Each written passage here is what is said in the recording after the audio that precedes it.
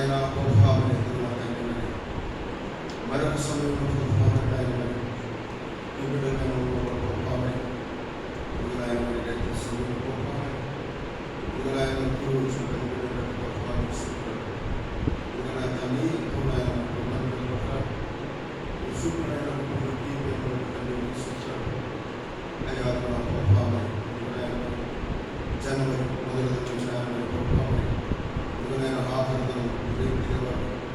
ఆధారం నయన ప్రభావం అందరూ ప్రభావ సజీవుల గురించి ఈ బిడ్డలను కాల్చి కాపాడిన విశేషమైన మీరు ఉపకారంలో తల్లి ఆయన ప్రభావం ఆయన జన్మించిన సమయంలో తల్లి ఆయన సమయంలో ప్రభావం ఆలోచించడానికి మాకు ఇచ్చిన ఈ సమయాన్ని కూడా తల్లి ప్రభావం ఆయన తండ్రి ఆయన ప్రభావం లోకంలో తండ్రి ఎంతో మంది ప్రభావాన్ని నాయనమని అనుమతి ఉంటుంది తండ్రి అయితే నా ప్రభావం అయితే నాయన అనుదినము నాయన మమ్మల్ని కాపాడు అనుదినము నాయన మమ్మల్ని పోషిస్తూ అనుదినము నాయన మమ్మల్ని రక్షించడం కూడా నాయనాన్ని తీసుకుంటాడు. నాయన మాకు కావాల్సిన జ్ఞానాన్ని సమస్తాన్ని నువ్వు ఎరిగి తండ్రి మాకు సమస్త నాయన వారికి అందించడానికి నాయన మరి మా కొరకు నాయన ఈ లోకానికి వచ్చిన తండ్రి మా కొరకు నాయన మరి ప్రభావం ఎన్నో శ్రమలు బాధలు భరించి మమ్మల్ని ఆయన రక్షించుకునేదానికి నాయన ప్రభావం మేము నాయన మరి లోకంలో నాయన అంధకారంలో తండ్రి నేను పాపము నేను చచ్చిన వారిగా ఉన్నప్పుడు తండ్రి మమ్మల్ని రక్షించుకున్నందుకు మళ్ళీ తిరిగి నాయన మాకు పునర్జన్మించినందుకు మళ్ళీ తిరిగి నాయన మేము నూతన బిడ్డలుగా మేము నాయన మీకు సంఘంలో నాయన మేము ప్రభావం నాకు నా తండ్రి మరి లాగా మీరు సూచించిన భాగ్యాన్ని మాకు ఇచ్చిన తండ్రికి నాయన ఎంతో నాయన మేధావులు ఎంతో నాయన మరి ధనవంతులు ఎంతో మంది నాయన మరి గొప్పవారు ఉన్నప్పుడు కూడా తండ్రి అలాంటి నాయన ఇలాంటి నాయన ప్రభావం మేము ఎందుకు పనికిరాని మాకు అనుగ్రహించిన ఆయన మమ్మల్ని రక్షించుకున్నందుకు నాయన మమ్మల్ని పరలోక రాజ్యంలో ఆయన నీ బిడ్డలుగా మమ్మల్ని చేర్చుకునేదానికి నాయన మరి మమ్మల్ని ఎరిగిన ప్రభు నాయన మా ఉదయంలో ఆయన మా ఉదయాన్ని ఎరిగిన తండ్రి ఆయన మా ఉదయంలో తండ్రి మరి అనేకమైన పాపలన్నిటి కూడా కడిగి వచ్చిన ఆయన దరిద్ర పరిశుద్ధుడైన మీకు సూత్రాలు ప్రభావం తండ్రి ఇక్కడ కూర్చొని కూడి వచ్చిన ప్రతి బిడ్డలు పెడతండి మీకు సూత్రాలు ఇంకా ఆయన రావాల్సిన బిడ్డలు కూడా ఆయన చదివిన సమయానికి ఆయన బిడ్డలు వచ్చిన ఆయన తండ్రి మీరు ప్రభావాన్ని ఇక్కడ ఆయన ఈ నెల 2025 సంవత్సరం జనవరి ఆయన మరి మొదటి నుంచి ఆయన ఇది సాయంత్రం రాత్రి వరకు ఆయన చేసిన మేలు తండ్రి నేను ప్రభావాలు జ్ఞాపకం ఆయన మరి వాళ్ళకి ఆయన మరి మీరు సృష్టించుకున్న భాగ్యాన్ని ఇచ్చినందుకు కూడా ఆయన సహాయం తెచ్చింది.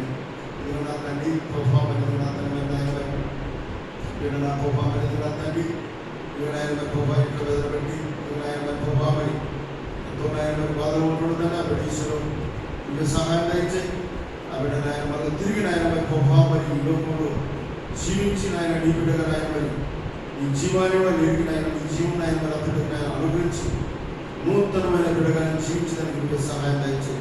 అయా తండ్రి నాయన మరి అన్ని ప్రభావం చేసిన మీరు తండ్రి మీకు సూత్రాలు ఇదిగో నా ప్రభావం తండ్రి ఆయన ప్రదేశంలో నాయన ఎంతోనైనా అక్కడి పట్ల చేసిన అద్భుతమైన కార్యాలు పెట్టుకోండి తండ్రి ఇదిగో నాయన మరి సూత్రాలు ఇదిగో నాయన బిడ్డ నాయన బిడ్డ విషయంలో కూడా ప్రభావంగానైనా బిడ్డ విషయంలో నాయన నాయన మరి ప్రభావం ఈ సంఘంలో అయాలను సృష్టించి ఆరాధించిన వాటి బిడ్డకు అనుగ్రహించడానికి మీరు సాధించారు.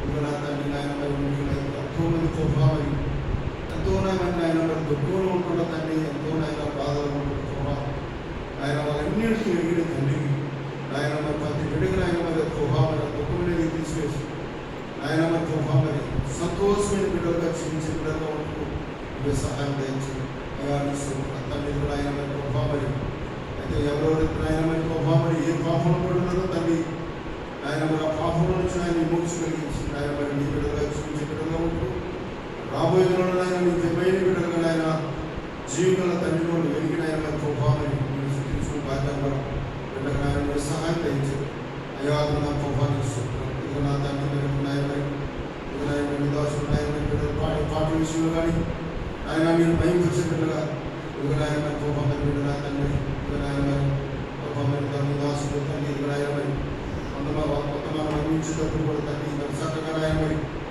ఆయన మరి ఒక శక్తి బిడ్డగా ఆయన మేము వినే బిడ్డగా కలిగిన బిడ్డలుగా మేము జీవించే బిడ్డగా, ఈ ప్రేమైన బిడ్డలుగా మేము జీవించే బిడ్డలుగా ఉంటున్నాం. ఏ సహాయం దయచేయండి.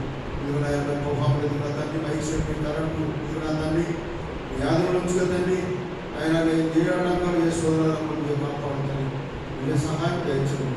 ఇదిగో నా తండ్రి ఎంతవరకు ఆయన మా పట్ల చేసిన ఉపకారాలు వేరు తండ్రి, నేను మనవలేని తండ్రి, మా పట్ల ఆయన మరి ఎన్నో మేలు చేసిన తండ్రి నాయన నువ్వు చేసిన ప్రతి మేలు ఇవిడ మరొకసారి నాయన మరి ఇవిడ నన్ను కూడా ప్రభావం అని ఇదేమో నాయన మరి నాయన నీ సన్నిధాన్ని నడిపించుకున్నది కూడా నాయన నీకు నాయన మరి ఎన్నో దినముల ప్రభావం అని నీ సన్నిధానికి రాలేక నాయన మరి ఇది నాయన ఆల్రెడీ పడిపోతుంది నాయన మరి అర్థంలో నేను పాల్పొందలేక నాయన నీకు ఎన్నో దినముల ప్రభావం అని నాయన మరి ప్రభావం నేను దూరంగా ఉన్నప్పుడు కూడా తండ్రి నన్ను రక్షించుకొని నన్ను నాయన మరి ప్రభావం ఇది నాయన మరి నువ్వు ప్రభావం మరి ఇచ్చి సంవత్సరం ఇచ్చిన ఆయన మరి ఇదిగో నాయన మరి ఏమైతే నువ్వు పోగొట్టుకున్నావా తండ్రి వాటన్నిటి కూడా నాయన మరి నేను రెట్టింపు నేను ఇస్తానని చెప్పిన తండ్రి. అంటే నా ప్రభావం నా జీవితంలో నాయన మరి ఎన్నో దినములు ఎన్నో నాయన మరి ప్రభావం మరి ఈ సన్నిధానికి రాలేక నాయన అయాలను చూపించలేక నాయన మరి నేను నిలబడినప్పుడు కూడా తండ్రి నన్ను అనుదినం నన్ను కాపాడుకుంటాను, నన్ను తీసుకున్నందుకు నన్ను సజీవులకు పెంచినందుకు కూడా ఆయన ఇస్తున్నాను. ఇక ఆయన చేసిన మీరు ప్రాణం పెడతాను. మరొకసారి ఆయన మీకు కావాల్సినటువంటి శుద్ధించుకుని భాగాలు అనుగ్రహించి నడిపించడం త్వరగా యేసు క్రీస్తు పరిశునామములో అడిగి అనుకుంటున్నాను తండ్రి. ఆమేన్.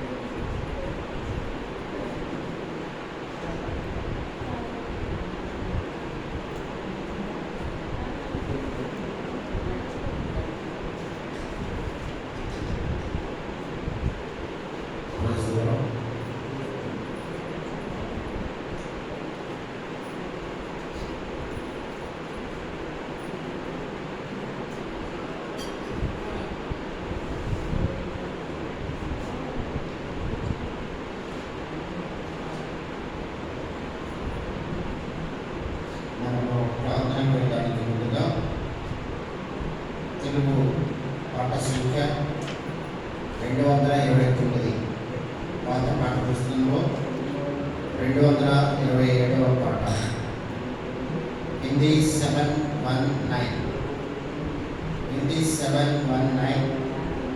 తెలుగు 229. యేసు నామం మనోహరం, ఎంతో అతిమధురం అనే పాట పాడుతున్నాం. నామం మనోహరం ఎంతో అతి మధురం, పరమునందైనా ఇహమునందైనా వేరే నామమే లేదు. పరమునందైనా ఇహమునందైనా వేరే నామమే లేదు. అమూల్య ప్రాణమిచ్చెను, పాపులను రక్షించుటకై. దాసుని రూపమొంది ఇహమున దిగి వచ్చెను. అమూల్య ప్రాణమిచ్చెను, పాపులను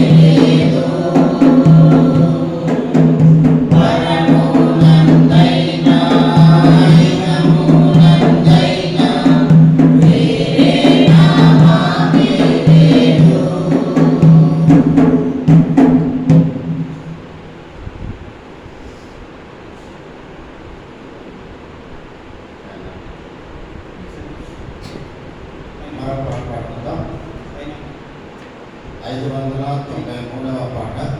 పాత పాటల పుస్తకంలో 582, హిందీ 412, తమిళ్ 496. నీ సన్నిధి చేరితి అనే పాట పాడుతున్నాం. నీ సన్నిధి చేరితిమి,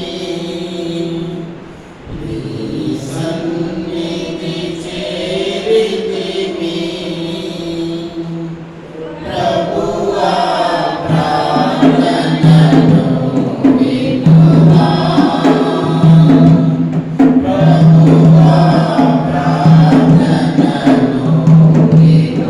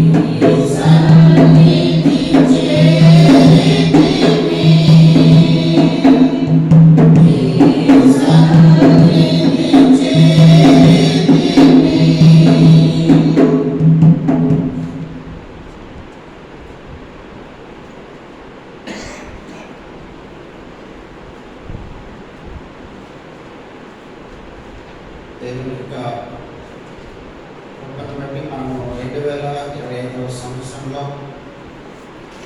ప్రవేశించిన తర్వాత దగ్గర 31 రోజులు దేవుడు మనలను కంటికి రెప్పవలె కాచి కాపాడి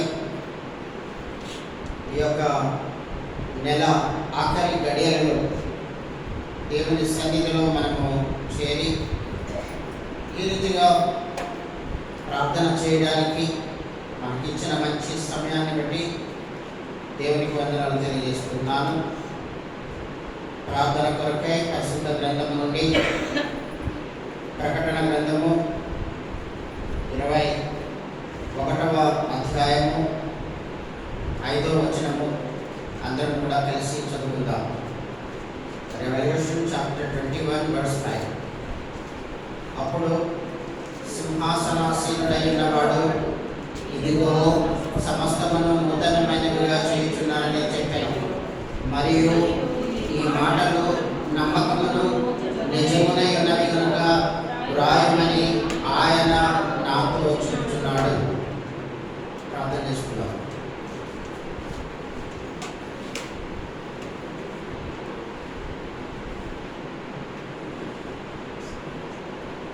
స్తోత్రం తండ్రి, వందనాలు ప్రభువా. ఈ రీతిగా మీ యొక్క అపారమైనటువంటి కృప, మీ దయ, మీ విపులమైన మాటని కుమ్మరించి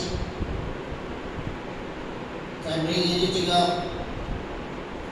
2025వ సంవత్సరంలో జనవరి నెల ప్రారంభ దినం నుండి ఈ యొక్క జనవరి నెల ఆఖరి గడియల వరకు కూడా తండ్రి మీరు మాకు చేసిన సహాయం బట్టి, మీరు మాకు చేసిన మేలులను బట్టి, మరి ముఖ్యంగా మీరు మాకు ఇచ్చినటువంటి ఈ యొక్క ఆయుష్ను బట్టి మీకు స్తోత్రాలు చెల్లిస్తూ ఉన్నాను తండ్రి. ఇంత గొప్ప ధన్యత ఈ లోకంలో అనేక మంది కోల్పోయి ఉన్నారు. మీరైతే తండ్రి మా పట్ల చూపినటువంటి కరుణ, దయ ద్వారా తండ్రి ఏ రీతిగా మమ్మల్ని సజీవ లెక్కలో ఉంచారు.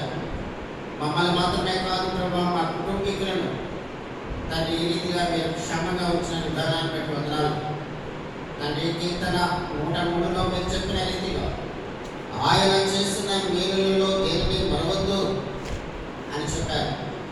అవును ప్రభా, దానికి ప్రతిగా మీ సన్నిధిలో ప్రభా మేము ఈ రీతిగా చేరి తండ్రి జీవగల మీ వాక్యాన్ని మేము గమనించడానికి, అదే రీతిగా తండ్రి ప్రార్థించడానికి, పాటలతో మిమ్మల్ని మహిమపరచడానికి, సహవాసంలో మేము ఉండడానికి మీరు మాకు ఇచ్చిన ధన్యతను బట్టి వందనాలు తండ్రి.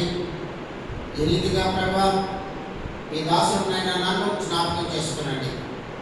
మీ యొక్క ఆత్మ సహాయం నాకు దయచేయండి ప్రభా. జీవ గ్రంథం నుండి మీ వాక్య పరిచర్య చేస్తున్నప్పుడు జ్ఞానహీనుడైన నాకు మీ జ్ఞానం దయచేయండి. అదే రీతిగా ప్రభా ఈ మండలం అంతా మీ ఆధీనంలో ఉంచుకురండి. పరిశుద్ధాత్మను సంచకరువుగా మా మధ్య ఉంచండి.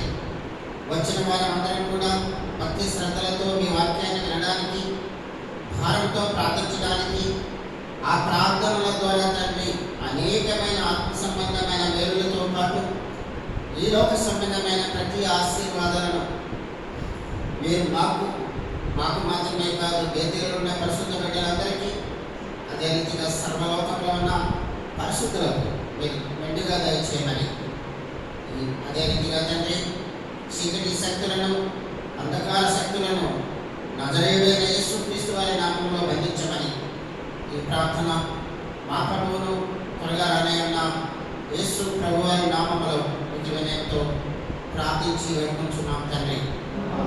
ఆమేన్.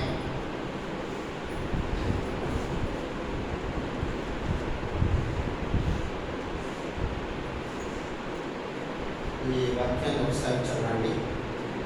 ప్రకటన గ్రంథము 21వ అధ్యాయము 5వ వచనం. అప్పుడు సింహాసనాసీనుడైన వాడు ఇదిగో సమస్తమును నూతనమైనవిగా చేయుచున్నానని చెప్పెను. మరియు ఈ మాటలు నమ్మకమును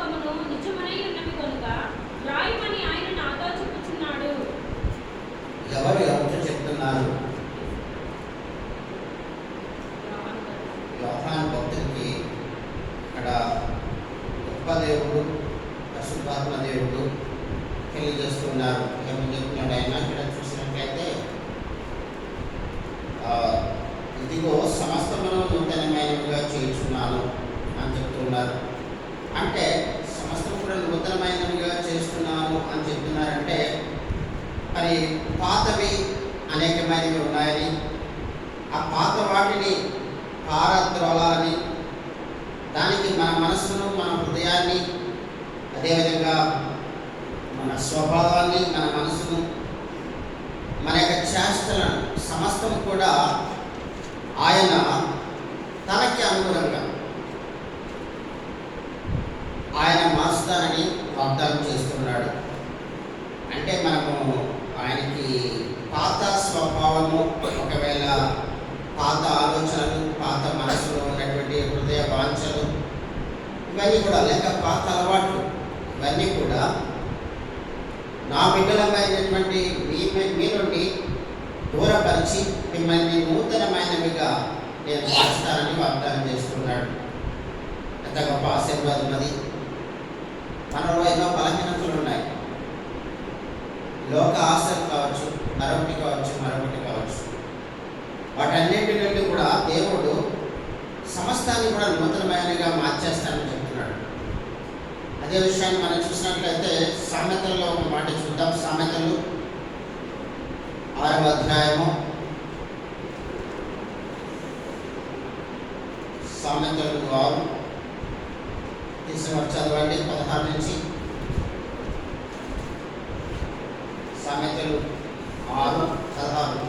యెహోవాకు అసహ్యములైనవి 6 గలవు, 7 ఆయనకు హేయములు. అవేవనగా అహంకార దృష్టియు, కళ్ళలాడు నాలుకయు, నిరాపరాధులను చంపు చేతులను, దుర్యాలోచనలు యోచించు హృదయమును, కీడు చేయటం త్వరపడి పరుగులెత్తు పాదములను, లేని వాటిని పలుకు అబద్ధ సాక్షియు, అన్నదమ్ములలో జగడములు పుట్టించువాడును. నా కుమారుడా, నీ తండ్రి ఆజ్ఞలు గైకొనుము, నీ తల్లి ఉపదేశమును త్రోసివేయకుము. కాబట్టి ఇక్కడ మనం చూసినట్లయితే సామెతలు 6వ అధ్యాయము 16వ వచనం నుండి పరిశుద్ధాత్మ దేవుడు కొన్ని విషయాలను ప్రార్థనకు వెళ్ళడానికి ముందుగా మన మధ్యకు తీసుకుని వస్తూ ఉన్నారు. ఏమని చెప్తున్నాడు ఆయన? యెహోవాకు అసహ్యమైనవి 6 గలవు, 7 ఆయనకు హేయములు. కనుక ఆయనకు అసహ్యమైన కార్యాలను మన నుండి తీసివేసి నూతన స్వభావాన్ని ఆయన మనకిస్తారని వాగ్దానం చేసుకున్నారు. అది ఏంటంటే ఆలోచనలు అంటే చెడు ఆలోచనలు, లేక చెడు ఆలోచన అంటే మనకి ఈ లోక భోగాలపై ఆశ ఉండడం కూడా మనకి ఒక చెడ్డ ఆలోచన. మనం దేనిపైన మనం ఆలోచన పెట్టుకోవాలంటే దేవుని దగ్గరికి. ఎందుకంటే మనం చూస్తున్నాము, మరణాలు చూస్తున్నాము. మరణానంతరం మనం చేరవలసిన గమ్యాన్ని గురించి మనం ప్రయాసపడాలి. కాబట్టి ఆ ప్రయాస ఏంటంటే అది దేవుడే మనకి ఇవ్వగలడు. కాబట్టి ఆయన చెప్తున్నాడు ప్రకటన గ్రంథంలో, ఇలా రాయి, యోహాను భక్తుడు చెప్తున్నాడు, ఇలా రాయి, సమస్తమును నూతనమైనవిగా చేయుచున్నాను అని చెప్పి రాయమని చెప్తున్నాడు ఆయన. అదేవిధంగా మనం చూసినట్లయితే ఆయనకు అసహ్యమైన కార్యాలు ఉన్నాయి. కాబట్టి వాటి నుండి మీరు మార్పు పొందండి. ఏంటంటే అహంకారమైనటువంటి దృష్టి. మనం ఏ విషయంలో కూడా అహంకార భావము మనవాడకూడదు. దేవుడు ఒక ఆశీర్వాదాన్ని మనకి ఇచ్చాడంటే అది దేవుని యొక్క విశిష్టమైనటువంటి కృప.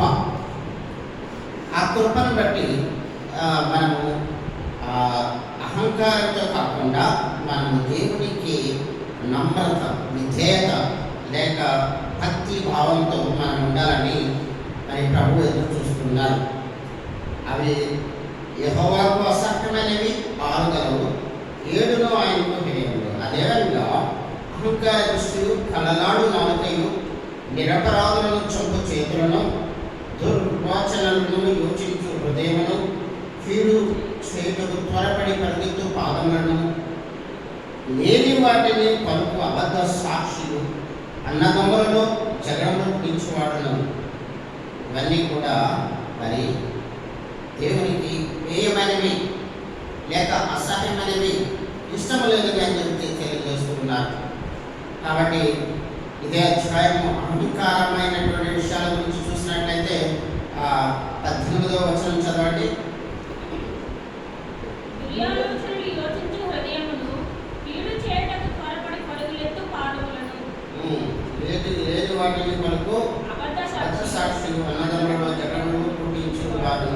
ఈ లోకంలో ఎందుకంటే ఇవన్నీ కూడా జరుగుతూ ఉన్నాయి. కాబట్టి అనేక వేల సంవత్సరాల క్రితమే పరిశుద్ధాత్మ దేవుడు సొలొమోనుకు ఇచ్చినటువంటి జ్ఞానం ద్వారా, ఈ యొక్క సామెతల ద్వారా దేవుడు మనతో ఈ విషయాలను పంచుకుంటూ ఉన్నారు. కాబట్టి మనము వాటిని ఆ యొక్క గర్వం అన్నది మన పతనానికి దారి తీస్తుంది, అహంకారం అన్నది పతనానికి దారి తీస్తుంది. ఎంతగా మనము విరిగి నలిగిన హృదయంతో ఉంటాము, ఎంతగా మనము తగ్గించుకొని జీవిస్తాము, పరలోకంలో మనం హెచ్చించబడతాము. చూడండి, యెషయా గ్రంథంలో మనం చూసినట్లయితే యెషయా గ్రంథం 14వ అధ్యాయము, యెషయా గ్రంథం 14వ అధ్యాయం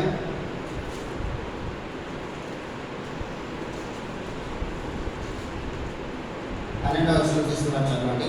తేజో నక్షత్రమా, వేకువ చుక్క, నీ రెట్లు ఆకాశము నుండి పడితివి. జనములను పడగొట్టిన నీవు నేల మట్టు వరకు ఎట్లు నరకబడితివి. కాబట్టి 13 కూడా చదవండి.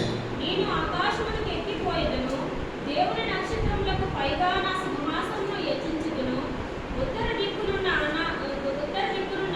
సభా పర్వతము మీద కూర్చుందును, మేఘమండలము మీదకి ఎక్కుదును, మహోన్నతునితో నన్ను సమానంగా చేసుకుందును అని నీ మనసులో అనుకుంటివి కదా.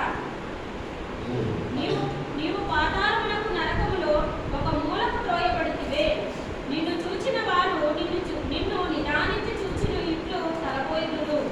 కాబట్టి ఇక్కడ యెషయా గ్రంథకర్త ద్వారా దేవుడు మన మధ్యకు తీసుకొచ్చినటువంటి భాగంలో మనం చూసినట్లయితే లూసిఫర్ గురించి ఈ విషయం చెప్పబడుతూ ఉంది. ఈ లూసిఫర్ ప్రధాన దూతగా ఉన్నారు. ఆ యొక్క దూత మరి దేవుని సహితము, సృష్టికర్తను సహితము లెక్క చేయకుండా మరి ఇక్కడ చూసినట్లయితే ఏ విధంగా ఉంది, తేజో నక్షత్రమా, వేకువ చుక్క, నీ వెట్లు ఆకాశం నుండి పడితివి. జనములను పడగొట్టిన నీవు నేల మట్టు వరకు ఎట్లు నరకబడితివి.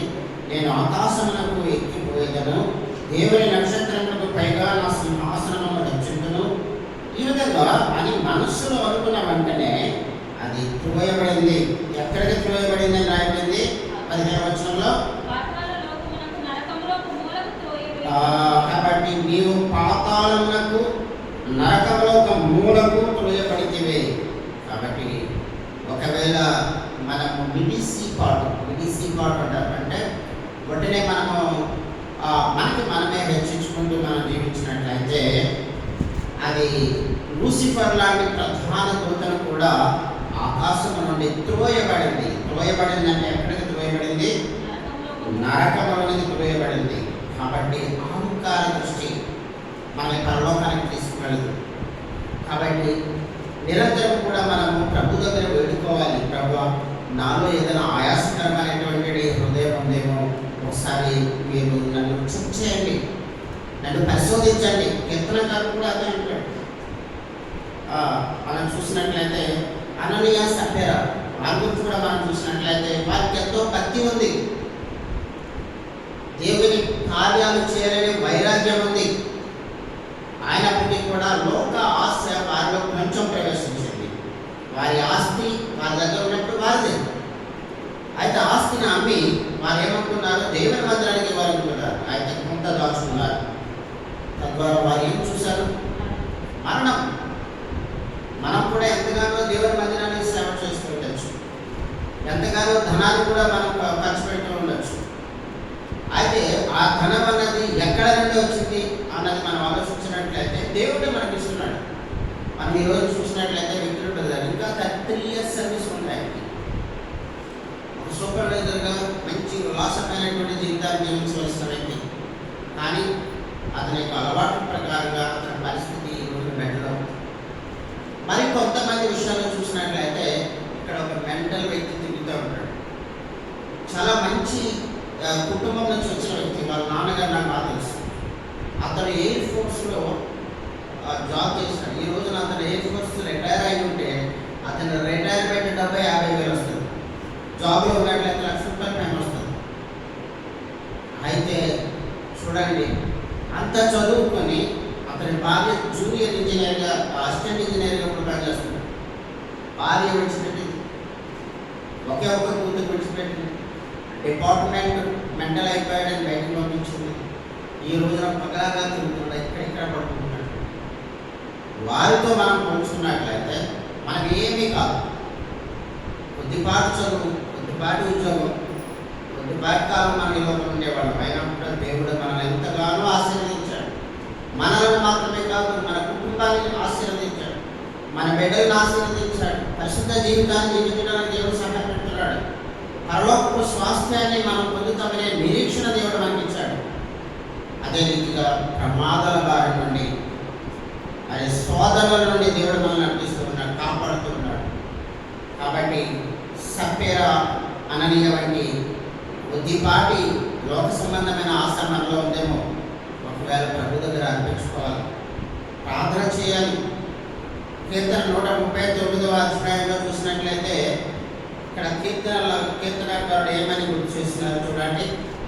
139 1వ వచనం నుండి 4వ వచనం వరకు చదవండి. యెహోవా, నీవు నన్ను పరిశోధించి తెలుసుకుని ఉన్నావు. నేను కూర్చుండుట, నేను లేచుట నీకు తెలియను. నాకు తలంపు కొట్టక మునిపే నీవు నా మనసును గ్రహించుచున్నావు. నా నడకను, నా పడకను నీవు పరిశీలన చేసి ఉన్నావు. నా చర్యలన్నింటినీ నీవు బాగుగా తెలుసుకుని ఉన్నావు. సమీపు తన యొక్క జీవితాన్ని వైట్ పేపర్లా ఉంచుకోవాలని చూశాడు. అతనిలో ఎన్నో బలహీనతలు ఉన్నాయి. అతనిలో గర్వం ఉంది, అదేవిధంగా వ్యభిచార గుణం ఉంది, అదేవిధంగా తను చేయవలసినటువంటి కార్యాల పట్ల తను సొంతగా ఆలోచించుకొని యుద్ధ రంగానికి వెళ్ళవలసిన సమయంలో అంతఃపురంలో ఆయన విహారం చేస్తున్నాడని రాయబడింది. ఈ రీతిగా అంత మాత్రమే కాదు, తను ఇష్టపడినటువంటి ఒక స్త్రీని గురించి తన భర్తను కూడా యుద్ధంలో ముందు పెట్టి చంపించాడని చెప్పి రాయబడింది.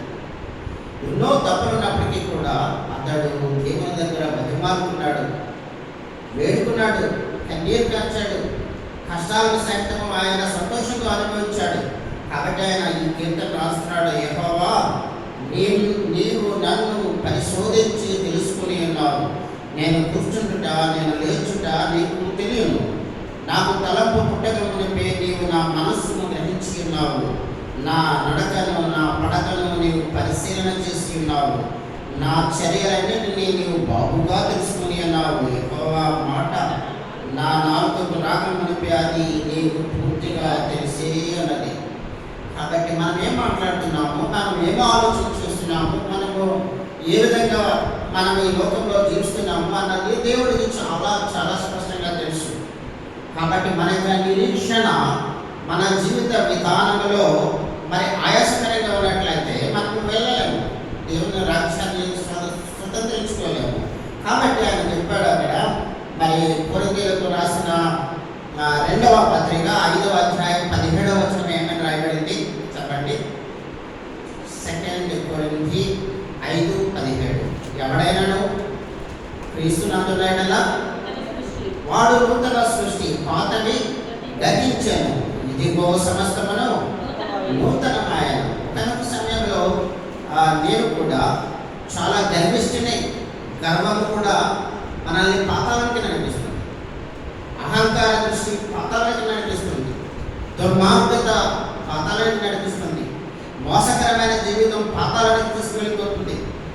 ఒకవేళ ఈ లోకంలో పైన మనం ఒకవేళ దేవుడి బిడ్డ, దేవుని కుమార్తె, దేవుని కుమారుడు చాలా సేవ చేస్తున్నారు అనుకోవచ్చు. ఒకవేళ నేను కూడా ఇక్కడ ఉండి ఒకవేళ అనుకోవచ్చు, నేను నా యొక్క బంధువర్గాన్ని, నా ఆస్తిపాస్తులుగా వదులుకొని ఇక్కడ వచ్చి నేను ఉంటున్నాను, నేను సేవ చేస్తున్నాను, నేను పరలోకానికి వెళ్ళిపోతాను అది అనుకుంటూ ఉంటూ కూడా ఇంకా నాలో అంతరంగమైనటువంటి కొన్ని దేవునికి అయిష్టమైనటువంటి స్వభావం కానీ, దేవునికి అయిష్టమైన మనసు కానీ, దేవునికి అయిష్టమైన చేష్టలు కానీ దేవునికి అయిష్టమైనటువంటి అలవాట్లు కానీ నేను చేస్తూ కూడా ఉన్నట్లయితే నా యొక్క ఆత్మ ఈ లోకాన్ని విడిచిన తర్వాత పరలోకానికి అయితే అది చేరడం అన్నది కష్టం.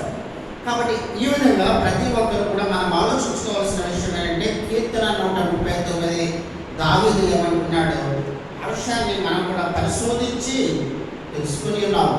మనం ధైర్యంగా చెప్పగలుగుతున్నాడు. ఆయన తెలుసుకోమని అనట్లేదు, ఆయన ఏమన్నాడు, ఆయన తెలుసుకుని ఉన్నావు. నేను కూర్చుంట నేను లేచుట నీకు తెలియను. మరి మనిషి యొక్క హృదయ అంతరంగాలు ఎవరికి తెలుస్తుంది? తాను సృష్టించిన దేవునికి మాత్రమే తెలుస్తుంది. అదే రీతిగా మనం చూసినట్లయితే భక్తిహీనత మనల్ని పరలోకానికి రాజ్యానికి సాక్ష్యం లేదు. భక్తిహీనత చూడండి, సామెతలు 11వ అధ్యాయము, సామెతలు 11 5వ వచనం చదవండి. యథార్థవంతుల నీతి వారి మార్గమును సరళము చేయును, భక్తిహీనుడు తన భక్తిహీనతను చేతనే పడిపోవును. కాబట్టి భక్తిహీనత ఉన్నట్లయితే ఈ రోజున ఎందుకని దేవుని మందిరాన్ని రక్షణ పొందిన తర్వాత కూడా బిడ్డలు దేవుని మందిరాన్ని కనపరచలేకపోతున్నారు, దేవుని మందిరానికి ఆరాధన కొరకు ఆతురతగా రాలేకపోతున్నారు, ప్రార్థనకు ఎందుకని రాలేకపోతున్నారు మనం చూసినట్లయితే ప్రార్థన అన్నది ఎంత విశిష్టమైనది. అది ఒక పరిచర్య అని రాయబడింది. ప్రార్థన చేయడం అన్నది ఒక పరిచర్య. అన్ని పరిచర్యలు పాటలు పాడడం కన్నా, వాక్యాన్ని బోధించడం కన్నా, సువార్తను ప్రకటించడం కన్నా చాలా ప్రాముఖ్యమైనది ప్రార్థన.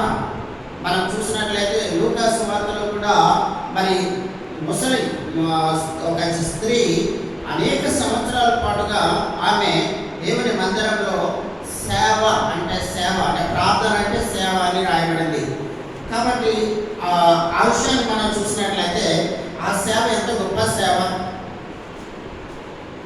ఈ సేవ చేయడం అన్నది అనుకుంటారు ఖాళీ సువార్త చెప్పడమే సేవ, లేకపోతే మనము పాటలు పాడడమే సేవ, ఈ విధంగా అనుకోవచ్చు.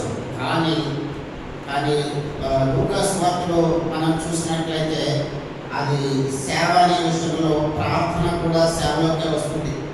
కాబట్టి ఇక్కడ మనం చూసినట్లయితే దానియేలు కూడా అవసరమే. మరి దానియేలు భక్తుల ద్వారా కూడా అవసరమే మన మధ్యకు తీసుకుని రాబడుతూ ఉంది.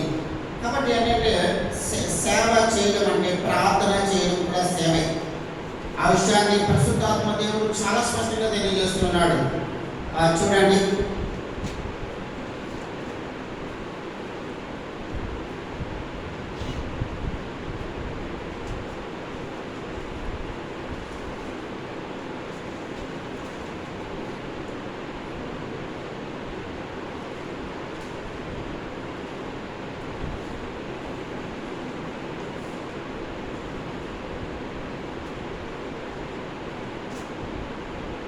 లూకా సువార్త 2వ అధ్యాయము, లూకా సువార్త 2వ అధ్యాయం 36, 37 వచనాలను తీసుకుని చదవండి. మరియు ఆషేరు గోత్రికురాలును పనియేలు కుమార్తెయునైన అన్నాను ఒక ప్రవక్తి ఉండెను. ఆమె కన్యత్వము మొదలు 7 ఏళ్ళు పెనిమిటితో సంసారము చేసి బహుకాలము గడిచినదై 84 సంవత్సరములు విధవరాలై ఉండి దేవాలయమును విడవక ఉపవాస ప్రార్థనలతో రేయి పగలు సేవ చేయుచుండెను. ఏమి చేయుచుండెను? సేవ చేయుచుండెను. దానికి ముందు ఏమని రాయబడింది? ప్రార్థనలతో రేయి పగలు సేవ చేయుచుండెను. ఆ ప్రార్థనలో ఉపవాస ప్రార్థనలతో సేవ చేయుచుండెను. మీన్స్ ప్రార్థన కూడా అది సేవ. కాబట్టి దానికి చాలా మంది రాలేకపోతున్నారు. కాబట్టి ప్రార్థన అన్నది అంత చాలా గొప్పది. ఎందుకంటే దానియేలు కూడా జీవితంలో చూసినట్లయితే దానియేలు గ్రంథము 6వ అధ్యాయంలో కూడా చూసినట్లయితే అక్కడ ఒక శాసనం చేయబడింది అని చెప్పి రాయబడింది. ఆ శాసనము చేయబడినప్పటికీ కూడా ఏమిటో ఆ శాసనము ఆయన దేవునికి నమస్కరించకూడదు, రాజుకు మాత్రమే నమస్కరించాలి. అటువంటి ఆజ్ఞ ఉన్నప్పటికీ కూడా ఆ రాజు ఏమని పిలుస్తున్నాడు చూడండి. దానియేలు చూడండి, 6వ అధ్యాయము 10వ వచనం చదవండి. శాసనము సంతకము చేయబడనని దానియేలు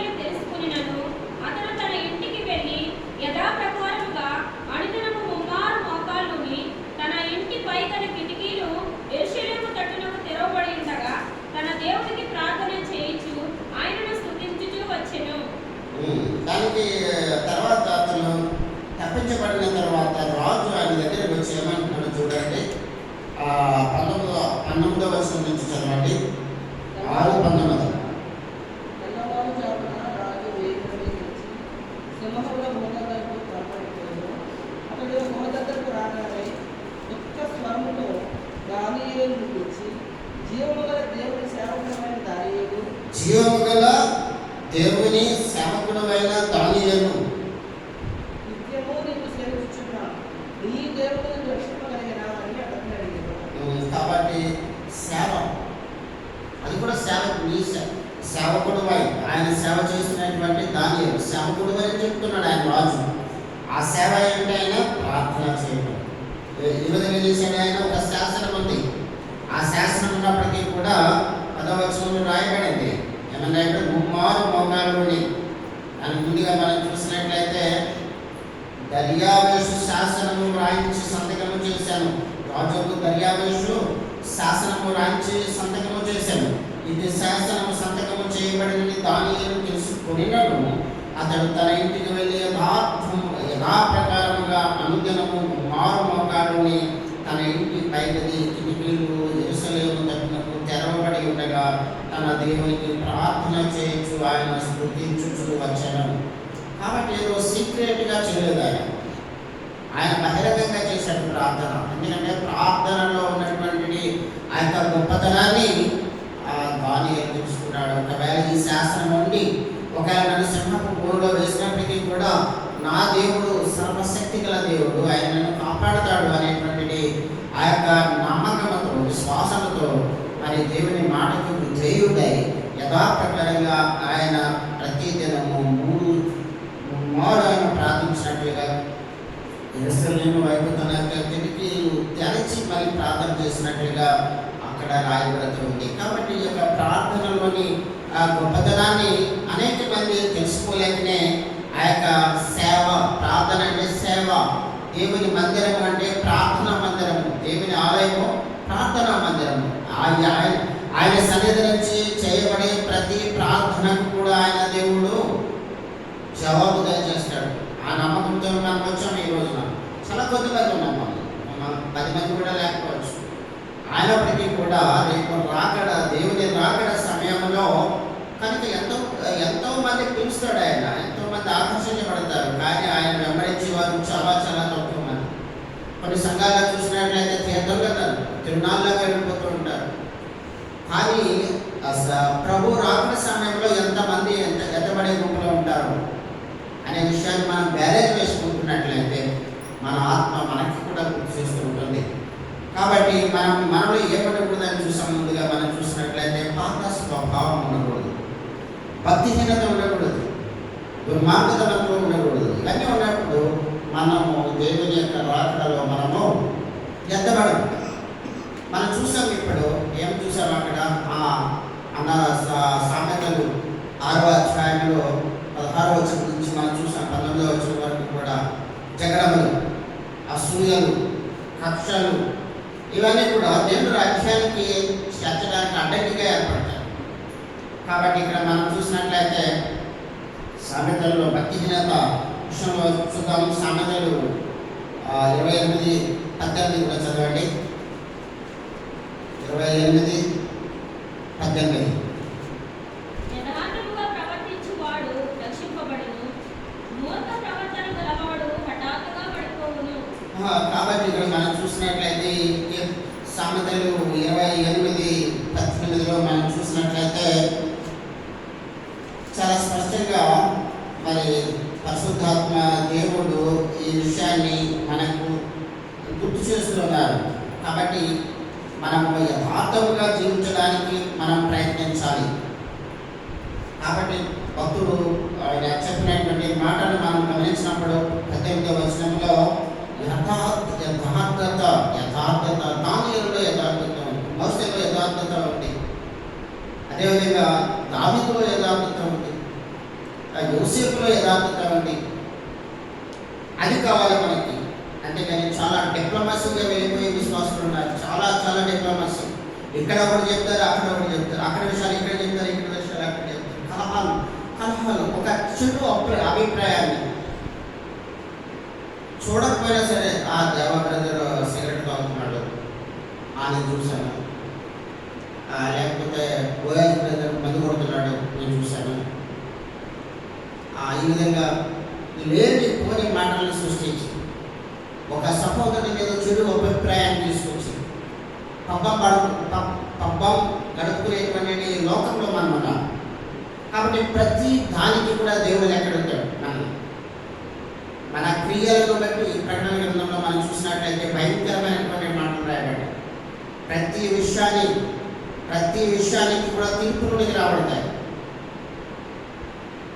కాబట్టి మనము మూర్ఖంగా ప్రవర్తించిన వారు పడిపోతారు అని చెప్పి కూడా చెప్పబడుతుంది. అదేవిధంగా మరి ఎలా పడిపోతారు చూడండి, 24 యోబు గ్రంథం 24వ అధ్యాయం. యోబు గ్రంథము 24వ అధ్యాయము 20వ వచనం తీసుకువచ్చండి. 24:20. కన్న గర్భము వారిని మరచును, పురుగు వారిని కమ్మగా తినివేయును. వారు మరి ఎప్పుడు జ్ఞాపకములోనికి రారు. వృక్షము విరిగి పడిపోవునట్లు దుర్మార్గులు పడిపోవుదురు. కాబట్టి పరిస్థితి ఎలా వస్తుందని చెప్పబడింది. 24వ యోబు గ్రంథం 24:20వ వచనంలో వృక్షము విరిగి పడిపోయే ముందు దుర్మార్గులు పడిపోవుదురు. ఎలా పడిపోతారని రాయబడింది. దాని ముందు చూసినట్లయితే కన్న గర్భము వారిని మరచును, ఆ. పురుగు వారిని కమ్మగా తినివేయును. వారు మరి ఎప్పుడునో జ్ఞాపకంలోనికి రారు. వృక్షము విరిగి పడిపోవునట్లు దుర్మార్గులు పడిపోవుదురు. ఒక చెట్టు చూడడానికి ఉంది. మేము చూసినట్లయితే నేను తమిళనాడులో పనిచేసినప్పుడు తిరునెల్వేలి ప్రాంతంలో మరి టేక్ చెట్లు చాలా ఎత్తుగా పెరుగుతాయి. చాలా ఎత్తు. అది ఎంత నిటారుగా పెరుగుతాయంటే అంత నిటారుగా ఉంటాయి. కానీ కొన్ని చెట్లు చూసినట్లయితే చూడడానికి చాలా అందంగా, చూడడానికి అందంగా ఉంటుంది. ఆ చెట్టు చాలా హైట్ ఉంటుంది, చాలా లావుగా ఉంటుంది. అయితే ఆ చెట్టు కొట్టిన తర్వాత చూసినట్లయితే లోపల కూర్చుంటుంది దొల్ల. ఎందుకనంటే అందులో పురుగు దాని యొక్క స్వచ్ఛతను తినేస్తుంది. కాబట్టి దాని పరిస్థితి ఎలా ఉంటుంది? పురుగు తినేసిన తర్వాత దాని పరిస్థితి ఎలా ఉంటుంది? వృక్షము విరిగి పడిపోవును. పడిపోతుంది. కాబట్టి ఎలాగంటే వృక్షము విరిగి పడిపోయినట్లు దుర్మార్గులు పడిపోవద్దు. దేవుడు హెచ్చరికగా అంత మాత్రమే కాదు. మనం సామెతలు 11వ అధ్యాయంలో కూడా మనం చూసినట్లయితే చూడండి, సామెతలు 11:2. అనేక మందిని ప్రభు పిలిచారు. కాబట్టి అనేక మందిని పిలిచినప్పటికీ కూడా ఆయనను వెంబడించే వారు చాలా కొద్ది మంది మాత్రమే. ఆయన యొక్క ఆశీర్వాదాలను పొందిన తర్వాత అనేక మంది వెనుదిరిగి వెళ్ళిపోయారు. కుష్ఠరోగులు అనేక మంది కుష్ఠరోగము ఆయన ద్వారా మరి నయం చేయబడిన తర్వాత కూడా మరి ఆయనను విడిచి వెళ్ళిపోయిన వాళ్ళు అనేక మంది ఉన్నారని బైబిల్ చెబుతుంది. 11వ అధ్యాయం 2వ వచనం సామెతల్లో చూసినట్లయితే అహంకారము వెంబడి అవమానము వచ్చును, వినయము గలవారి యొద్ద జ్ఞానం ఉన్నది. కాబట్టి వినయము ఉన్నట్లయితే వినయము మనకి జ్ఞానాన్ని దయచేస్తుంది. ఎవరైతే జ్ఞానం కావాలనుకుంటున్నారో వారిలో విధేయత ఉంటుంది, వినయం ఉంటుంది. అదే మనల్ని జ్ఞానంగా నడిపిస్తుంది. తొందరపడి మాట్లాడడం, ఇక్కడ మాటలు అక్కడ మాటలు ఇక్కడ, ఒక భయంకరమైనటువంటి సిచ్యువేషన్ సృష్టించడం, ఇవన్నీ కూడా పరిస్థితులు ఎలా ఉంటాయని చెప్తుంది. ఇక్కడ 11:2 అహంకారము వెంబడి అవమానము వచ్చును, వినయం గలవారి యొద్ద జ్ఞానం ఉన్నది. కాబట్టి మనము జ్ఞానము కావాలంటే మనము వినయాన్ని నేర్చుకోవాలి. దాని కొరకు ప్రభు దగ్గర అడగాలి. అదే రీతిగా ఇదే అధ్యాయం, ఇదే సామెతలు 29:16 కూడా మనం చూసినట్లయితే చదవండి. దుష్టులు ప్రబలినప్పుడు చెడుతనము ప్రబలును, వారు పడిపోవుటను నీతిమంతులు కన్నులారా చూచెదరు. కాబట్టి నీతిమంతులు ఏం చూస్తారు? దుష్టులు పడిపోవడానికి చూస్తారు. కాబట్టి మనము ఇవన్నీ కూడా హెచ్చరికలుగా గుర్తు చేస్తున్నాయి. అంటే ఈ యొక్క అంశము మనం మాట్లాడుకుంటున్న అంశము ఎవరికి ఉద్దేశించి చెప్తున్నది కాదు. పరిశుద్ధాత్మ దేవుడు ఈ విషయాన్ని మనకి అందరికీ కూడా వర్తిస్తుంది. ఎందుకంటే భవిష్యత్తులో అననీయ సభ్యులు ఏ విధంగా వారు మరణాన్ని పొందవలసి వచ్చింది. వాళ్ళు మంచివాళ్ళే, దేవుడికి సహాయం చేయాలనుకున్న వాళ్ళే, ఆస్తిని అమ్మేవాళ్ళే. అయినప్పటికీ కూడా అపవాది ఏదో ఒక చిన్న ఒక స్పాట్ తీసుకొచ్చిన వెంటనే మనము పడిపోతాం. అపవాది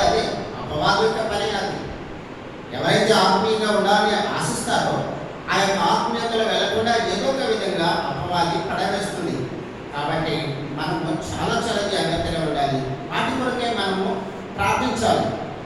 కాబట్టి మనము ఈ లోకంలో ఎలా జీవిస్తున్నాము, ఎలా ఉంటున్నాము, ఏదో దేవుని మందిరానికి వస్తున్నాము, ప్రార్థన చేస్తున్నాము, వెళ్ళిపోతున్నాము అన్నది మాత్రమే కాదు. ఎందుకంటే దేవుని రాకడ సమయంలో మనమందరం కూడా ఎంతబడి ఎదుగులో ఉండాలి. అదే ప్రభు యొక్క మరి కోరిక. సేవ, ప్రార్థనా సేవకి ఈరోజు ఎంతమంది వచ్చి ఉంటారు? చాలా తక్కువ మంది వచ్చాం.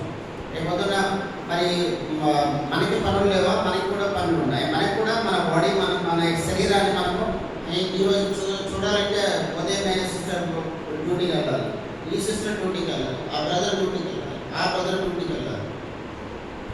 అయినప్పటికీ కూడా దేవుడు అదే విధంగా చూసినట్లయితే కొంతమంది భార్యలు దేవుని మందిరానికి వెళ్ళడానికి అడ్డంకిగా కూడా ఉన్నారు. మన యొక్క సపదడు ఖాళీ విషయంలో చూసినట్లయితే భార్య వెళ్ళొద్దంటుంది. అయినప్పటికీ కూడా ఆత్మీయమైనటువంటి విషయాలు తెలుసుకున్న వారిగా మనము కొద్దిమందిగానే దేవుని మందిరానికి రాగలిగామంటే అది దేవుడు మనకిచ్చినటువంటి వెలుగు లేక ఆ యొక్క దర్శనాన్ని బట్టి మనం రాగలుగుతున్నాం. ఇది దేవుడు మనకిస్తున్నటువంటి కృప. అదేవిధంగా మనం చూస్తూ వెళ్తున్నట్లయితే ఇంకా అనేకమైన విషయాలు మనం చూడగలం. కాబట్టి కీర్తన 66లో చూసినట్లయితే చూడండి, మాట చూస్తే మనం ప్రార్థనలకు వెళ్దాము. కీర్తన 66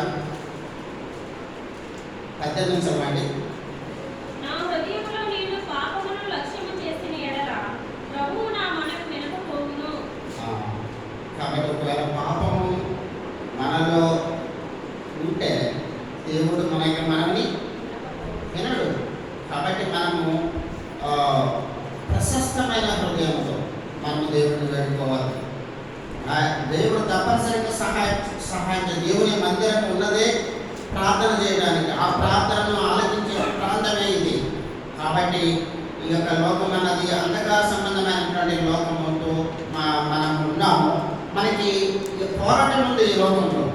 కాబట్టి మనము దేవుని యొక్క కృప కొరకు వెళ్ళుకుంటూ ముందుకు వెళ్ళాలి. కీర్తనకారుడు చెప్తున్నాడు, దాసి కనులు యజమాని యొక్క కనికరం కొరకు ఎదురు చూస్తున్నట్లుగా మనము దేవుని కనికరం కొరకు మనం ఎదురు చూస్తూ ముందుకు వెళ్ళాలి. అదే రీతిగా మనము ప్రాంతంలో ప్రవేశించడానికి ముందుగా మనం చూస్తున్నట్లయితే సామెతలు 28:9లో మనం చూసినట్లయితే ధర్మశాస్త్రాన్ని వినకుండా ప్రార్థిస్తే ఆయన ఆ ప్రార్థన అంగీకరించడు. కాబట్టి ధర్మశాస్త్రాన్ని వినాలి ముందు. మరోసారి చదువు.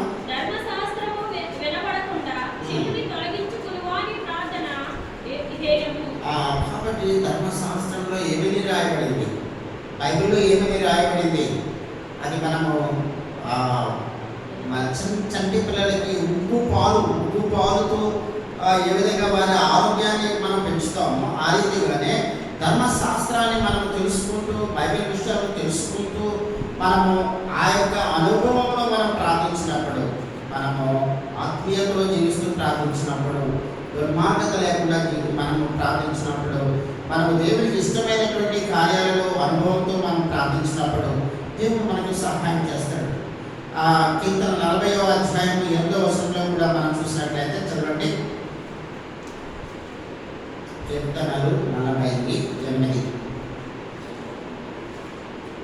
నా దేవా, నీ చిత్తము నెరవేర్చుట నాకు సంతోషము, నీ ధర్మశాస్త్రము నా ఆంతర్యంలో ఉన్నది. మన ధర్మశాస్త్రం ఎక్కడ ఉండాలి? ఆంతర్యంలో ఉండాలి.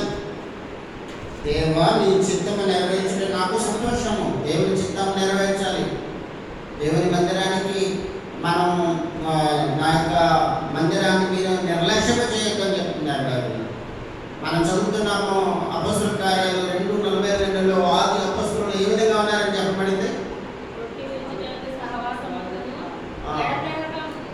సహవాసమందును రొట్టె విరుచుటయందును ప్రార్థనలు చేయటందును వారు ఎడతెగక ఉండేది.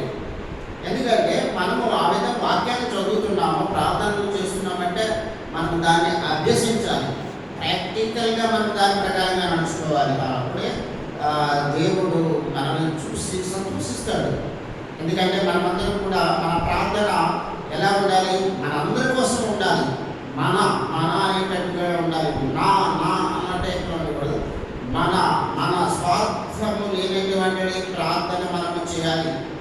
విధంగా చేయాలంటే పరలోక ప్రార్థన మనకి మత్తయి సువార్తలో యేసు ప్రభు వారు నేర్పారు. మాకు అనుదిన ఆహారం తెచ్చి మనం మాకు అని రాయబడింది. మాకు అంటే కుటుంబం అందరి కొరకు ఆయన ప్రార్థన చేస్తున్నారు. మనం కూడా మాకు మా సంఘానికి ఒకరికి కష్టం వచ్చిందంటే మనం అందరూ కూడా పాల్గొనాలి ప్రార్థనలో. కాబట్టి ఈ రీతిగా మనం ఆత్మీయమైనటువంటి అనుభవంలో వెళ్ళినప్పుడు మాత్రమే మన ఆత్మ కూడా బలాత్మకంగా వస్తుందా అని చెప్పి ఆయన సంతోషిస్తాడు. మనం ఎంతమంది కొరకు ప్రార్థన చేస్తున్నాం మన కుటుంబాలలో, దేవుని మందిరంలో అన్నది మనము ఒకసారి మనం మెజర్స్ చేసుకోవాలి, మన లెక్క చూసుకోవాలి. యోహానికి మొదటి యోహాను 3వ అధ్యాయము చూడండి, మనం గమనించుకుందాం. మొదటి యోహాను 3:21-22. ప్రియులారా, మన హృదయము మన యందు దోషారోపణ చేయని ఎడల దేవుని ఎదుట ధైర్యము కలవారమగుదుము. మరియు మనమాయన ఆజ్ఞలను కైకొనుచు ఆయన దృష్టికి ఇష్టమైనవి చేయుచున్నాము కనుక మనం ఏమి అడిగినను అది ఆయన వలన మనకు దొరుకును. అది మన ధైర్యం. ఆ ధైర్యంతోనే మనం జీవిస్తున్నాం. మనం ఏ విధంగా మనకు ఒక నిరీక్షణ ఉంది మనకి. ఆ నిరీక్షణలో మనం ఈ లోకస్తులకి నిరీక్షణ లేదు. ఈ లోకంలో వాళ్ళు సంపాదించాలి, దాచుకోవాలి, పిల్లలకి వారి కోట్లు. ఒక వ్యక్తి న్యూస్లో దీంట్లో చదివాను, నేను ఇంటర్నెట్లో చదివాను. 550 కోట్ల రూపాయలు ఖర్చు పెట్టాడు కూతురు పెళ్లికి. 550 crores ఆయన తీసుకెళ్ళి వేసాడు. ఎందుకు చేశాడు? కూతురికి పెళ్లి కోసం 550 రూపాయలు కోట్లు ఖర్చు పెట్టినందుకు కాదు. ఆయన కొన్ని మిలియన్స్ ఇది కూడా మన దేశంలో కాదు, లండన్, మన ఇండియన్ వ్యక్తి లండన్లో సెటిల్డ్ వ్యక్తి, బ్రిటన్లో సెటిల్డ్ వ్యక్తి అక్కడ లోన్ తీసుకున్నాడు బ్యాంక్ నుంచి. థౌజండ్స్ ఆఫ్ డాలర్స్ డబ్బు ఎక్కడాడు. అది కూతురికి 550 కోట్ల రూపాయలతో కొంచెం పెళ్లి చేసాడు ఆయన. కానీ ఆయన ఎక్కడున్నాడు? ఈ రోజున జైల్లో ఉన్నాడు. కాబట్టి అక్రమముగా చేసే కార్యాల వల్ల మనం ఏమవుతామో ఈ లోకంలోనే శిక్ష పడుతుంది. కానీ దేవుడు దేవునికి అనిష్టమైనటువంటి ఈ కార్యాన్ని జీవించినట్లయితే మనము ఆయన సన్నిధికి వెళ్ళలేము. అది మనకు అడ్డంగా ఉంటుంది. అయితే దేవుని బిడ్డలమైన మనకి ఆయన ఇచ్చినటువంటి గొప్ప వాగ్దానము మొదటి యోహాను 3:21-22 మనం చదివిన రీతిగా మనకుండే ధైర్యం ఏంటంటే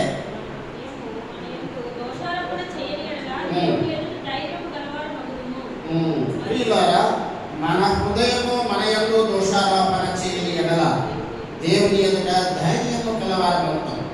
మరియు మనం ఆయన ఆజ్ఞలను కైకొనొచ్చు ఆయన దృష్టికి ఇష్టమైనవి చేయించున్నాము కనుక మనం ఏమి అడిగినను అది ఆయన వలన మనకు దొరుకుతుంది. కాబట్టి ఆయన వల్ల మనకు దొరకాలి అంటే ఆయనకి ఇష్టలుగా ఉండాలి. ఆయనకి ఇష్టలుగా ఉన్నప్పుడు ఉండి మనం అడిగినప్పుడు తప్పనిసరిగా దేవుడు మన మనవి ఆలకించి మన యొక్క మనోవాంఛ ఆయన తీర్చడానికి సిద్ధంగా ఉన్నాడు. కాబట్టి దేవుని మందిరంలో ఎన్నో ఆశీర్వాదాలు ఉన్నాయి.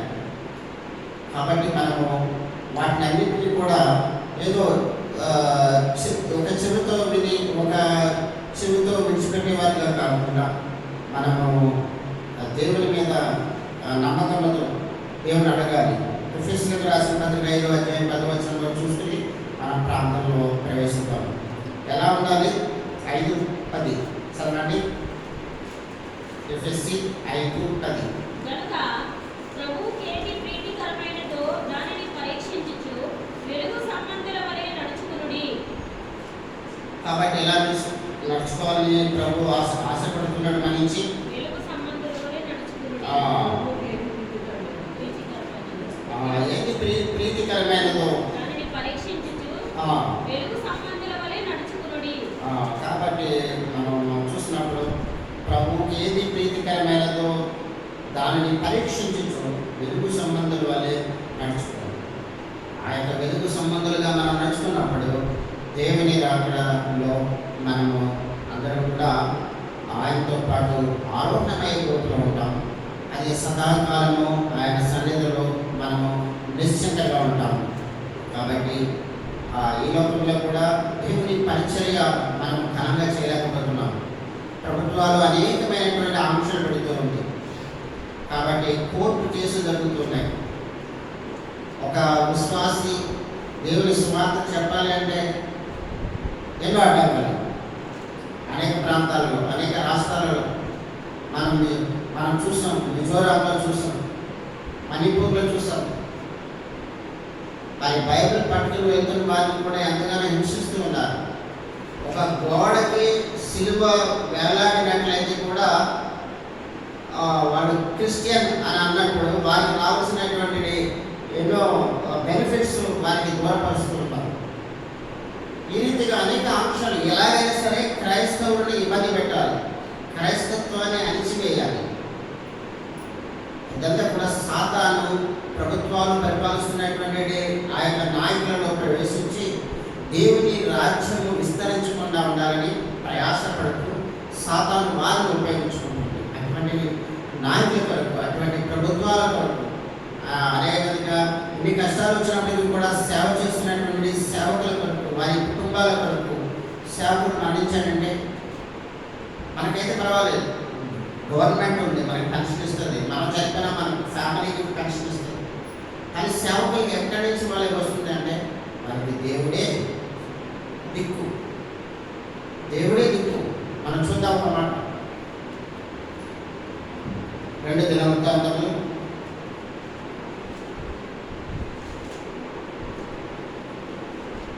2 Chronicles 20వ అధ్యాయం.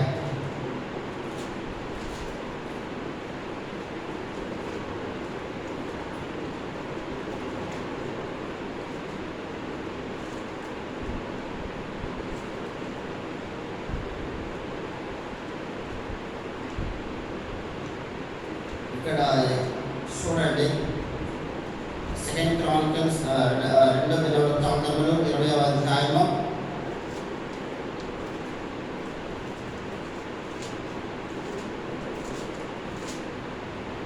ఇక్కడ యెహోషాపాతు మీదకి అన్య రాజులు యుద్ధానికి వస్తున్నప్పుడు వారు ఏ విధంగా ప్రార్థన చేస్తున్నారో చూడండి. 12వ వచనం చదవండి. మా దేవా, నీవు వారికి తీర్పు తెచ్చవా? మా మీదకి వచ్చి గొప్ప సైన్యముతో యుద్ధము చేయుటకు మాకు శక్తి చాలదు, ఏమి చేయుటకునో మాకు తోచదు. నీవే మాకు దిక్కు అని ప్రార్థన చేశాను. నీవే మాకు దిక్కు. యెహోషాపాతు మీదకి యుద్ధానికి వస్తున్నారు. దేవుడు వాగ్దానం చేసినటువంటి రాజ్యాన్ని వారు పరిపాలించుకుంటున్నారు. వారు క్షేమంగా ఉన్నారు. అయితే అన్య రాజులు ఆ రాజ్యం మీద యుద్ధానికి వచ్చారు. కాబట్టి వారి సైన్యం ఎక్కువ ఉంది. ఇక్కడ ఏం చేయాలి రాజుకు తెలియట్లేదు. ఆయన ఏం చెప్తున్నాడు? ఆయన, మా దేవా, నీవు వారికి తీర్పు తెచ్చవా? మా మీదకి వచ్చి గొప్ప సైన్యంతో యుద్ధం చేయడం మాకు శక్తి చాలదు. మన ప్రభుత్వాలతో మనం యుద్ధం చేయలేము. ఇప్పుడు మాకు నేవీ ఆఫీస్ ఉండేది. అక్కడ కమాండర్ ఇన్ చీఫ్ అని చెప్పేసి ఒక ఆఫీసర్ ఉంటాడు. అతనితో నేను యుద్ధం చేయగలనా? చేయలేను. మున్సిపల్ సిస్టర్ పనిచేస్తున్నారు, బ్రదర్స్ పనిచేస్తున్నారు. అక్కడికి వెళ్ళి మున్సిపల్ సెక్రటరీతో మనం వాగ్వాదం చేయగలుగుతాం. వాళ్ళ ఐఏఎస్ ఆఫీసర్, వాళ్ళ రూల్స్ వాళ్ళు. అయితే దేవుడు మార్చగలడు, దేవుడు సహాయం చేయగలడు. ఈ రాజు కూడా యెహోషాపాతు ఏం చేస్తున్నాడు? ఏమని ప్రార్థన చేస్తున్నాడు? ఇక్కడ చదవండి ఒకసారి. మా దేవా, నీవు వారికి తీర్పు తెచ్చవా? మా మీదకి వచ్చి ఈ గొప్ప సైన్యంతో యుద్ధము చేయుటకు మాకు శక్తి చాలదు, ఏమి చేయుటకునో మాకు తోచదు.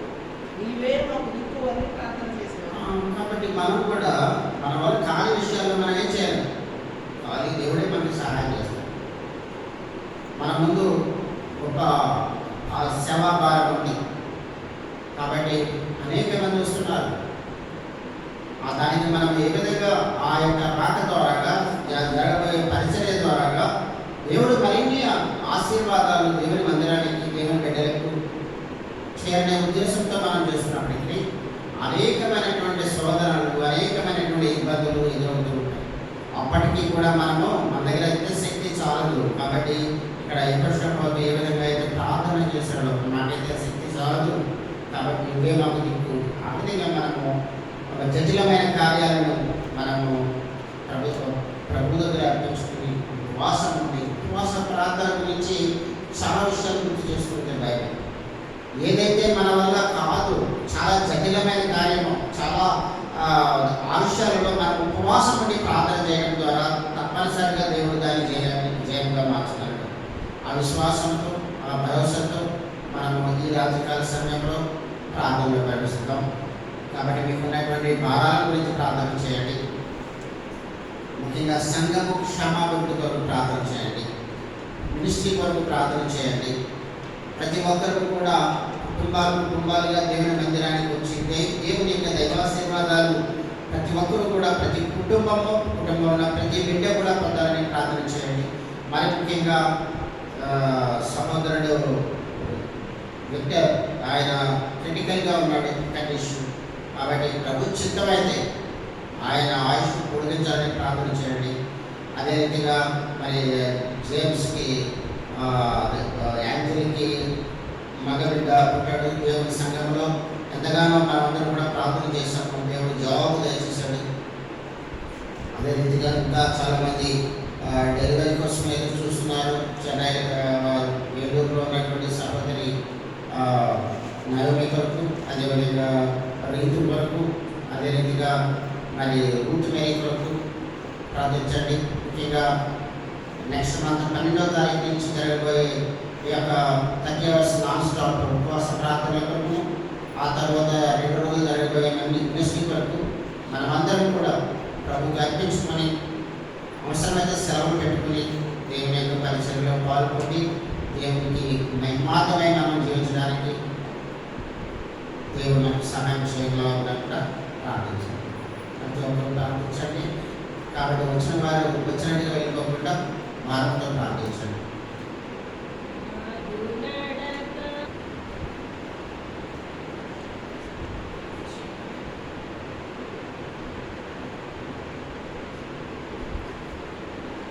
ప్రార్థిస్తున్నాం. మహాపరుషుడా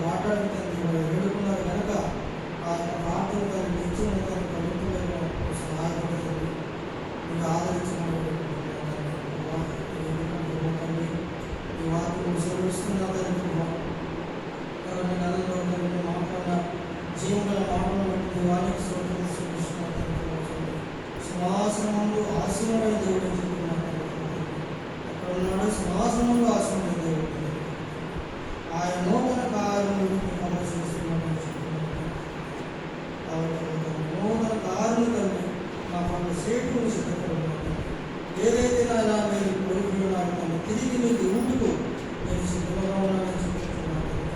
ఎంత గొప్ప మాట, ఎంత గొప్ప మాట. ఏ రీతిగా ఇవ్వాలంటే తండ్రి దేవునికి ఇష్టలుగా ఉన్నప్పుడు తండ్రి సమగ్రంగా నీకు వాటిలో మాట్లాడుతాను. మాలో నా తండ్రి పోతాను గౌరవం కలిగిన వారు ఉన్నప్పుడు తండ్రి అటు వారు ఎక్కడ ఉంటారు పోతాను. పాతాలను ఒక మూలకు వస్తారని చెప్తున్నాను కదా. ఆ రీతిగా ఉన్నవారు పోతండి నిత్యము ఈ రాజ్యంలో ఉండలేకపోతున్నాను. ఆ రీతిగా నా కృప ఈ రాజ్యం చూడప్పుడు జరిగినాయన నీతి కొరకు నాయన ప్రయాసపడేవాడు మాత్రమే, నీతి కొరకు జీవించేవాడు మాత్రమే, దేవుని కొరకు నాకు పాటలు పడేవాడు మాత్రమే, దేవుని కొరకు తల్లిపోతాన్ని హింసుకునేవాడు తండ్రి కలిగిన వెడల తల్లి అటు వారి నిత్యమైన రాజ్యంలో తండ్రి వారు ఉండడానికి అవకాశము దేవుడు కలుగు చేస్తాడు తండ్రి. విశ్వాసం కలిగిన వారి దేవ సహాయపడమని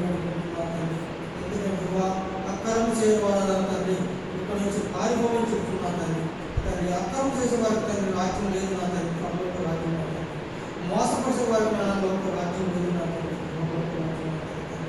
అబద్ధమాడే గొంతులాడే వారికి తండ్రి పరలోక రాజ్యం లేదు నా తండ్రి. అది నిత్యం గుర్తిరగల తండ్రి. ఎవరైతే నీతి కొరకు నాయన ప్రయాసపడతారో, నీతి కొరకు జీవిస్తారో తండ్రి, దేవుని విష్ణువుగా ఎవరైతే కలిగి ఉంటారో అడ్డవరకు ఆ రాజ్యం దేవుడు నిత్యం ఓటుకును ఆయన సిద్ధపరిచి ఉన్నాడు తండ్రి. ఎందుకంటే తండ్రి అక్కడ తండ్రి దావీదు దేవుడు చెప్పిన మాట నా హృదయానుసరుడని దావీదుని ఏ రీతి చెప్పుకున్నాడు చూడు, ఎంత చక్కగా చెప్పుకున్నాడు. నా హృదయానుసరుడని దావీదుని చెప్పాడు. అటు రీతి నా తండ్రి మేము కూడా తండ్రి దేవుని ద్వారా పిలువబడే వారికి ఉండాలని ఆశ కలిగిన వారిగా జీవించుతుంది. ఒక్కొక్కరు సహాయపడి నా తండ్రి. దేవా 10 మంది కన్యకులు నా తండ్రి మేము సిద్ధముగా ఉన్నారని అక్కడ దీపాలు కొట్టుకున్నారు, ఒత్తులు వెలిగించారు. అక్కడ నా తండ్రి నూనె పోసి ఉన్నారు తండ్రి. వారు మనసులో కలిగించున్నారు, మేము సిద్ధముగా ఉన్నారని. అది దేవుని రాకడ వచ్చినప్పుడు ఏమైంది? 5 మంది నాకు విడబడ్డారు తండ్రి. ఆ రీతిగా ఉండకూడదు పోవాలి తండ్రి. మా యొక్క తలంపులు మేము చక్కగా ఉన్నామని, మేము నీతిమంతులు ఉన్నామని, మేము పరిశుద్ధులు ఉన్నామని, అన్ని వాళ్ళు ఏ లోటు లేవని మేము అనుకున్న వెడలు తండ్రి వారు పడిపోయి వారు దేవుని కొరకు నాకు దేవుని చెప్పాలి. నా హృదయానుసారం దావీదు చెప్పిన రీతిగా దేవుడు మనలో కూడా తండ్రి ఆ రీతిగా ఒప్పించుకోవాలి, ఆయన ద్వారా పలకాలి. ఆ రీతి ఉన్నప్పుడు దేవుని రాజ్యంలో నిలిచి ఉంటాం దేవా. ఆ రీతి దేవాన్ని వాక్యం అందించిన దాసున్న తండ్రి ఆశీర్వదించిన తండ్రి. వాక్యం ద్వారా తండ్రి ఖండించినప్పుడు తండ్రి వారు బలపడతారు తండ్రి. తండ్రి కుమారుడు ఒక తన బిడ్డను తండ్రి శిక్షించినప్పుడు తండ్రి ఆ నీతిమంతులు పెరుగుతాడు. అదే రీతి నా ప్రభావ ఇటు వాక్యం ద్వారా తండ్రి మాకు చెప్పినప్పుడు తండ్రి అది మేము జీవించగలం తండ్రి, తెలుసుకునే వాళ్ళు తండ్రి, నీతి మార్గం తండ్రి జీవించుతండి. ఒక్కొక్క బిడ్డను సహాయపడుతున్న తండ్రి. ఈ రాత్రి వేళ తండ్రి నాన్న ప్రయాసంతో బిడ్డ తండ్రి ఈ సమయంలో నా తండ్రి ప్రతి బిడ్డకి ఆశీర్వాదంగా మార్చుకుంటున్నా తండ్రి. దేవా ఈ సమయంలో ఒక్క దినం గడుపుట 1000 దినములు చెప్పుకున్నాం. ఈ రాత్రి వేళ తండ్రి ప్రయాసం వచ్చిన ఒక్క బిడ్డ కూడా తండ్రి నా తండ్రి అదే ఒక్క దినం ఈ దినంలో మార్చగల శక్తి గల దేవుడిగా నా దేవా నీకు స్తోత్రం తండ్రి. ఈ దినం నా ప్రభావ అన్ని ఆరోగ్యాలతో ఉన్నటువంటి తండ్రి ఈ దినం రాత్రి వేళ సమయంలో నీ సన్నిధిలో పాటించలేక నీ వాక్యం వినలేక ఎవరైతే నన్ను అర్థముగా నిద్రమతులుగా ఉన్నారు తండ్రి అటు వారికి ఆశీర్వాదం నువ్వు నన్ను కలుగు చేసేవాడువా, కలుగు చేయవాడు తండ్రి. అది నీ సిద్ధమైన తండ్రి తండ్రి మనుషులు చెప్పిన మాట కాదు నా తండ్రి. దేవా నీ సిద్ధం ఏమైనదో ఆ ప్రకారం జరిగించేవాడు దేవానికి శ్రీకృష్ణ తండ్రి.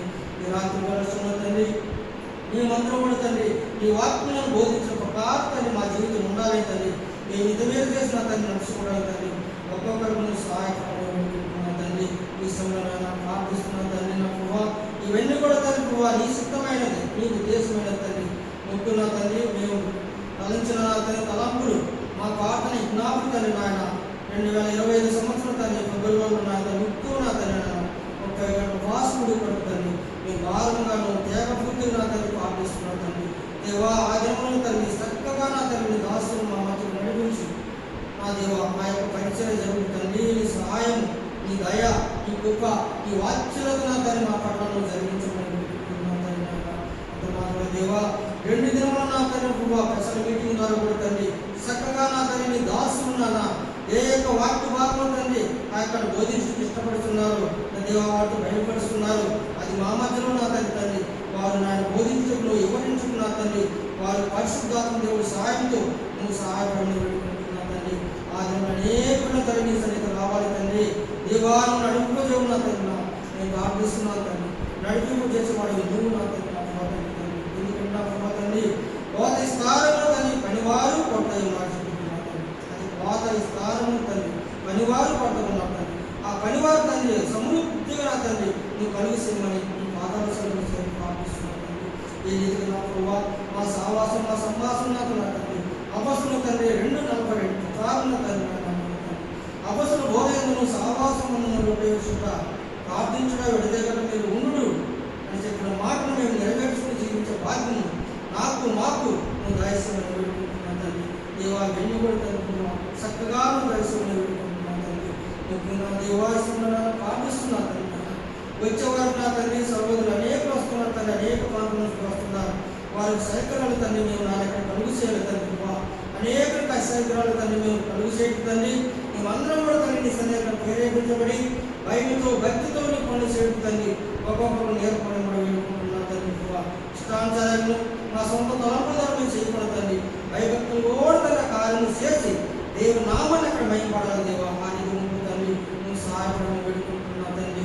సమస్తం కూడా దేవా నీ సిద్ధం నీ ఆలోచన ప్రకారం జరిగించమని నీ నామాన్ని మహిమ తెచ్చుకోమని యేసుక్రీస్తు పరిశుద్ధ నామములో ప్రార్థన స్తుతించబడి వేడుకుంటున్నా తండ్రి. ఆమేన్. நம்முடைய கர்த்தராகிய இயேசு கிறிஸ்துவின் தேவனுடைய அன்பும் பரிசுத்த ஆவியானவருடைய ஐக்கியமும் நம் அனைவரோடும் கூட இன்று மற்றும் சதா காலங்களில் இருப்பாராக.